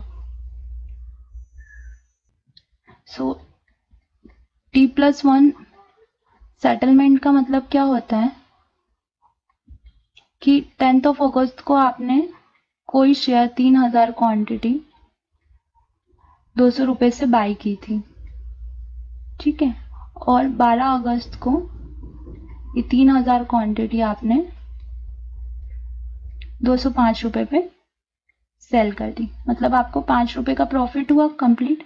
आपको कितने का प्रॉफिट हो गया, 15,000 रुपये का, है ना। और 1 लाख रुपए जो थे वो आपने इनिशियल मार्जिन पे किया था। तो अब आपको क्या होगा कि 13 अगस्त को इवनिंग में 1 लाख प्लस 15,000 रुपये आपको सेविंग में रिसीव हो जाएंगे। तो इसको बोला जाता है T+1 सेटलमेंट, ठीक है।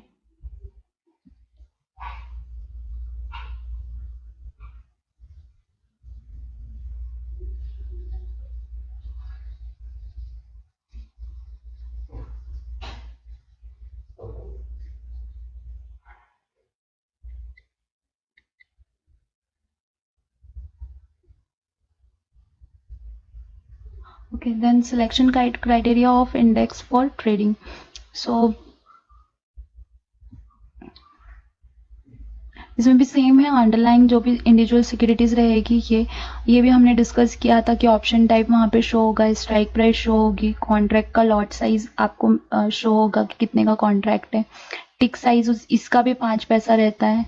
फिर ट्रेडिंग साइकिल जो रहती है वो 3 कॉन्ट्रैक्ट्स ओपन रहते हैं फ्यूचर एंड ऑप्शन में, है ना। और एवरी थर्सडे को ऑप्शन स्टॉक की एक्सपायरी रहती है, सॉरी ऑप्शन इंडेक्स की एक्सपायरी रहती है। और मंथ के लास्ट थर्सडे को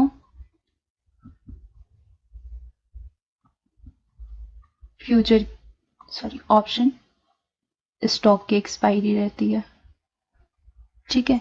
देन जो सेटलमेंट होता है तो सेटलमेंट भी इसमें कैसा रहता है, T+1 बेसिस पे रहता है। T+1 बेसिस का मीनिंग क्या होता है, सेम कि फॉर सपोज आपने 10th ऑफ अगस्त को कोई ऑप्शन जो है वो बाय किया है ना।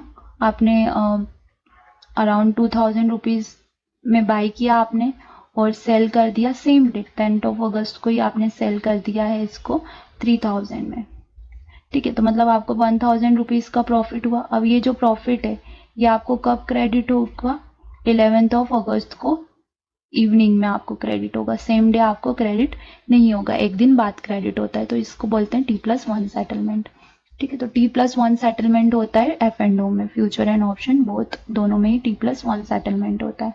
और जो फाइनल सेटलमेंट प्राइस रहेगा, तो जो भी क्लोजिंग प्राइस रहता है रिवेलेंट अंडरलाइन का, उसी के अकॉर्डिंग उसका सेटलमेंट होता है। मतलब जैसे अगर फॉर सपोज एक्सपायरी हुई है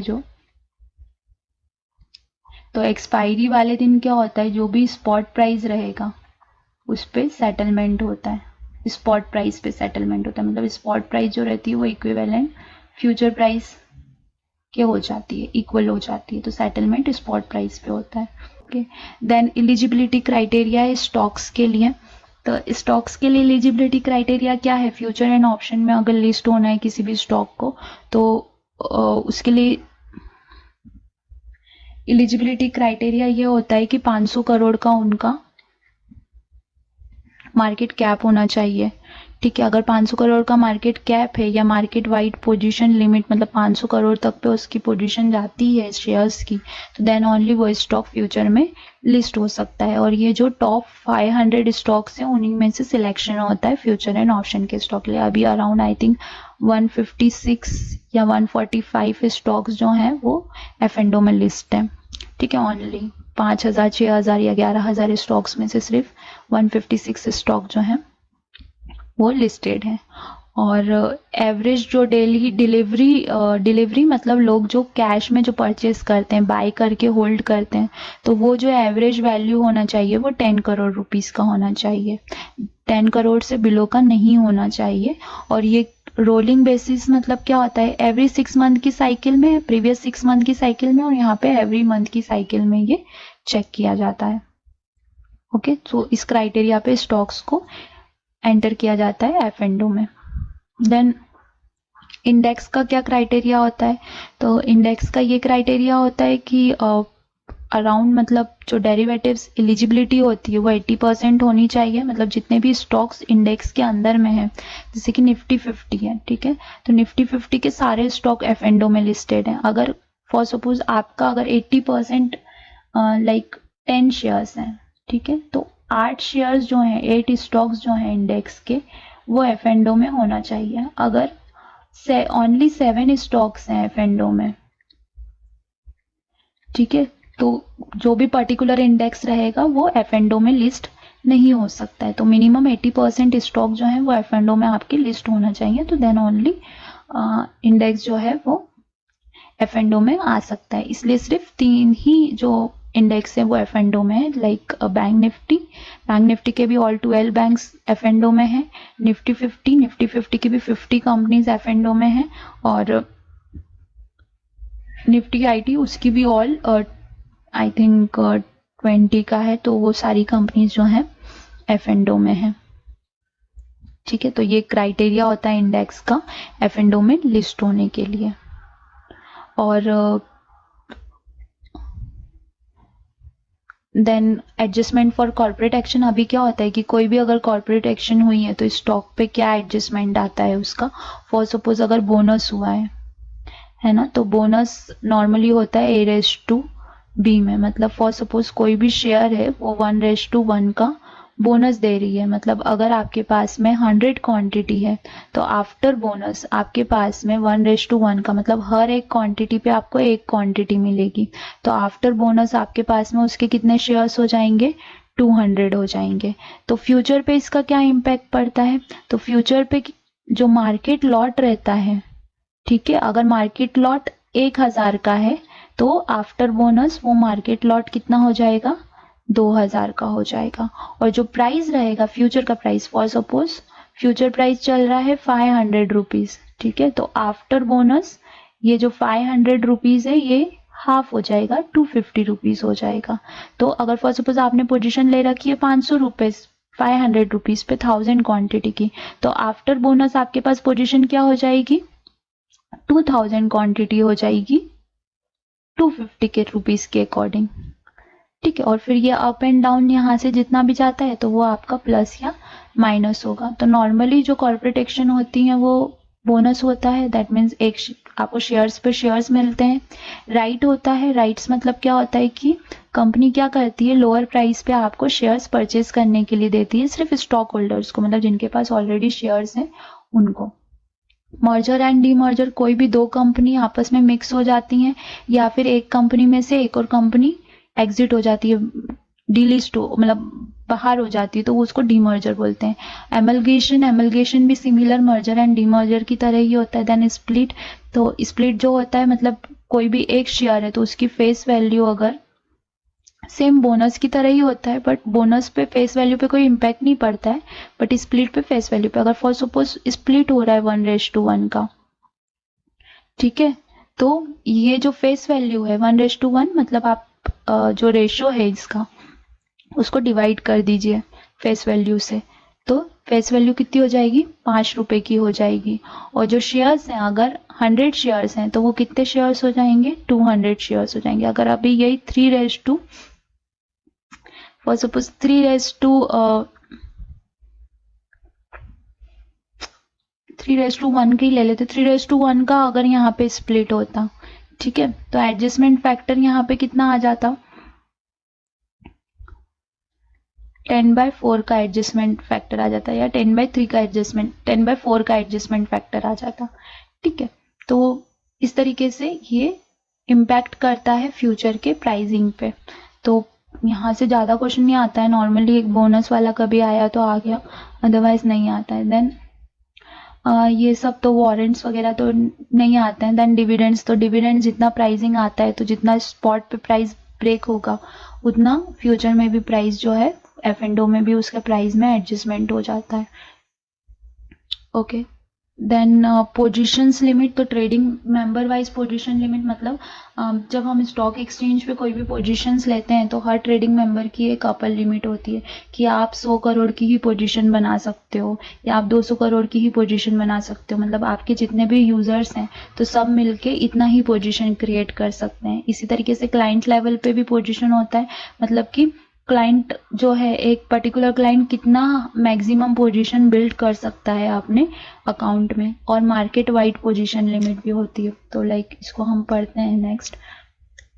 तो फर्स्ट है ट्रेडिंग मेंबर वाइड पोजीशन। तो ट्रेडिंग मेंबर कितना पोजीशन ले सकता है, ठीक है, तो वो ज़्यादा से ज़्यादा 500 करोड़ का पोजीशन एक ट्रेडिंग मेंबर ले सकता है। किस पे, इंडेक्स फ्यूचर पे, या फिर जितना भी ओपन इंटरेस्ट है उसका 15% पे वो पोजीशन जनरेट कर सकता है, या तो 500 करोड़ या फिर 15% ऑफ टोटल ओपन इंटरेस्ट जो भी इक्विटी इंडेक्स में है फ्यूचर कॉन्ट्रैक्ट का, तो उतना ही पोजीशन वो इंडेक्स फ्यूचर पे ले सकता है। इंडेक्स ऑप्शन पे भी सेम 500 करोड़ और 15% of the total open interest, यह हमेशा ध्यान रखना। और इंडिविजुअल सिक्योरिटीज पे वो कितना ले सकता है, जो लिमिट रहेगी वो 20% रहेगी, applicable to the market wide position limit पर एक्सचेंज। मतलब हर एक्सचेंज की अपनी एक मार्केट वाइड पोजीशन होती है। क्या होता है कि जो स्टॉक एक्सचेंज रहता है तो उसके पास नंबर ऑफ ट्रेडिंग मेंबर्स रहते हैं, ठीक है,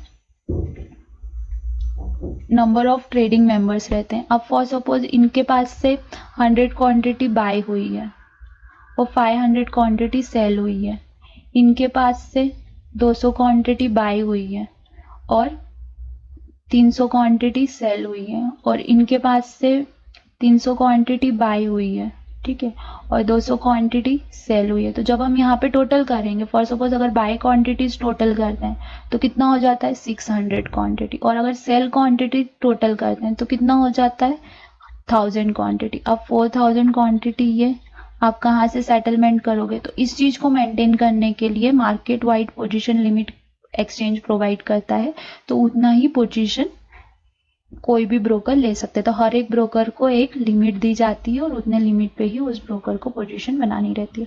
बट आप ये ध्यान रखना, इंडेक्स फ्यूचर के लिए 500 करोड़ और 15% ऑफ द ओपन इंटरेस्ट, दोनों में से जो भी हायर रहा उतना पोजीशन वो ले सकता है। दोनों में से जो भी, अगर 500 करोड़ हायर रहा तो उस पर पोजीशन ले सकता है, या फिर 15% ऑफ ओपन इंटरेस्ट, मतलब वो मे भी 650 करोड़ आया तो उस पर पोजीशन ले सकता है, तो उतना पोजीशन वो मैक्सिमम मार्केट में जनरेट कर सकता है। सेम इंडेक्स ऑप्शन के लिए भी और इंडिविजुअल सिक्योरिटीज के लिए 20% एप्लीकेबल होता है, जो मार्केट वाइड पोजीशन लिमिट है एक्सचेंज की, हर एक एक्सचेंज की। तो हमारे यहाँ पे सिर्फ 2 एक्सचेंज है, BSE और NSE, ठीक है। क्लाइंट बेस तो इनके लिए कुछ ओपन और हायर नहीं रहता है, but in terms of share वो 1% फ्री फ्लोट मार्केट कैपिटलाइजेशन पे पोजीशन बना सकते हैं, और in terms of open interest तो वो 5% ओपन इंटरेस्ट पे सारे डेरिवेटिव कॉन्ट्रैक्ट में पोजीशन ले सकते हैं। क्लाइंट लेवल वाइज पे कोई ऐसा अवेलेबल नहीं है कि इतना ही क्वांटिटी आपको खरीदना है या इतना ही क्वांटिटी आपको बेचना है। क्लाइंट लेवल पे क्लाइंट कर सकता है, ट्रेडिंग मेंबर लेवल्स पे थोड़ा सी लिमिटेशंस ज़्यादा आते हैं, ठीक है। देन मार्केट वाइड पोजीशन, तो ये एक्सचेंज के लिए वैलिड करता है। तो यहाँ पे जो है 20% ऑफ फ्री फ्लोट, जो कंपनी का जो फ्री फ्लोट कैपिटलाइजेशन रहेगा तो उसके जो 20% शेयर्स रहेंगे तो उतना एक मार्केट वाइड पोजीशन बिल्डअप हो सकती है या कर सकते हैं। तो क्लियरिंग मेंबर के लिए जो है वो लास्ट ट्रेडिंग डे पे कैसे करते हैं, तो जो भी नेक्स्ट मंथ में जितना भी ट्रेडिंग जनरेट हुआ है तो इसके अकॉर्डिंग नेक्स्ट मंथ के लिए वो क्रिएट करते हैं। तो समहाउ आपने सुना होगा कि स्टॉक जो है वो बैन पीरियड में चला गया। तो बैन पीरियड का मतलब क्या होता है कि जितने भी कॉन्ट्रैक्ट अवेलेबल्स थे उन पे सब पे ट्रेड हो चुका है। तो दैट मीन्स अब कोई व्यक्ति अगर नया ट्रेड लेना चाहता है उस कॉन्ट्रैक्ट में तो नहीं ले सकता है, उसको जो ऑलरेडी उसकी पोजीशन है वो क्लियर करनी रहेगी। ठीक है, तो ये वाला जो पोर्शन है ये थोड़ा सा आपको रीड आउट करना पड़ेगा बुक में से, तो आपको क्लियर होगा। बट स्टिल मैं ट्राई करती हूँ कि आपको ये क्लियर हो जाए।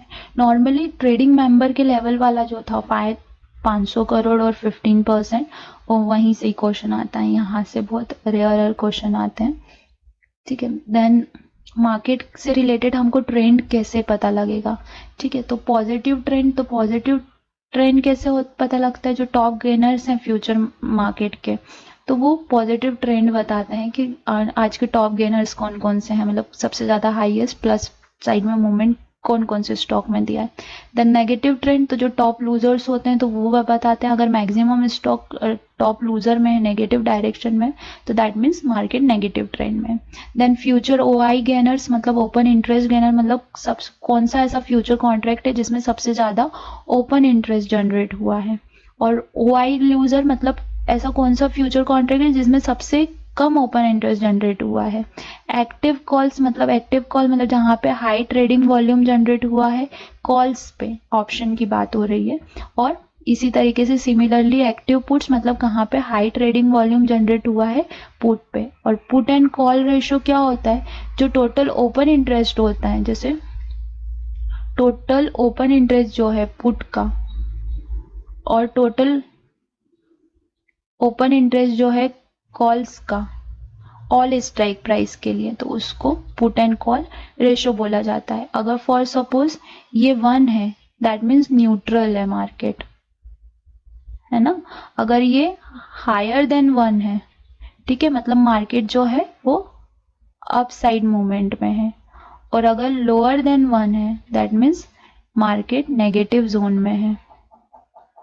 ओके, ये पॉजिटिव जोन है। तो अप टू एक्सपायरी ये एक बोनस है अगर आप ट्रेडिंग करते हैं ऑप्शन में। तो अगर एक्सपायरी पे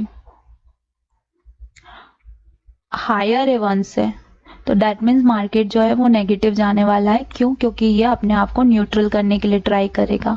और अगर लोअर है 1 से, है ना, तो मतलब मार्केट अप साइड जाएगा, क्योंकि फिर अगेन ये 1 पे अपने आप को न्यूट्रल करने का ट्राई करता है। तो इसलिए आपने देखा होगा अगर पुट पे ओपन इंटरेस्ट ज्यादा है ना, पुट पे ओपन इंटरेस्ट ज्यादा रहेगा मतलब हायर रहेगा 1 से, तो वो एक्सपायरी के टाइम पे क्या होता है कि वो नेगेटिव आना मार्केट स्टार्ट हो जाता है। या फिर कॉल पे जब ओपन इंटरेस्ट ज्यादा होता है एक्सपायरी के टाइम पे तो वो पॉजिटिव जाना स्टार्ट कर देता है एक्सपायरी के टाइम पे। But month in between month वो किधर भी मूव कर सकता है क्योंकि वहां पे ओपन रहता है, आप कितने भी कॉन्ट्रैक्ट्स वहां पे ओपन कर सकते हो। But at the time of expiry आपको पोजीशन अपनी एक्सरसाइज करनी ही पड़ती है, एग्जिट करनी ही पड़ती है, चाहे आप बायर हो या सेलर हो मार्केट में, राइट। तो ये पुट एंड कॉल था। ओके, सो ये चैप्टर यहीं पे फिनिश होता है। आई होप आपको ये वीडियो अच्छा लगा होगा। इफ आप नए हैं तो प्लीज़ मेरे चैनल को सब्सक्राइब कीजिए एंड बेल आइकन को हिट कीजिए ताकि आपको न्यू वीडियोस की नोटिफिकेशन मिलते रहे। एंड होप अगर वीडियो अच्छा लगा है तो प्लीज़ वीडियो को लाइक कीजिए। Thank you, bye bye.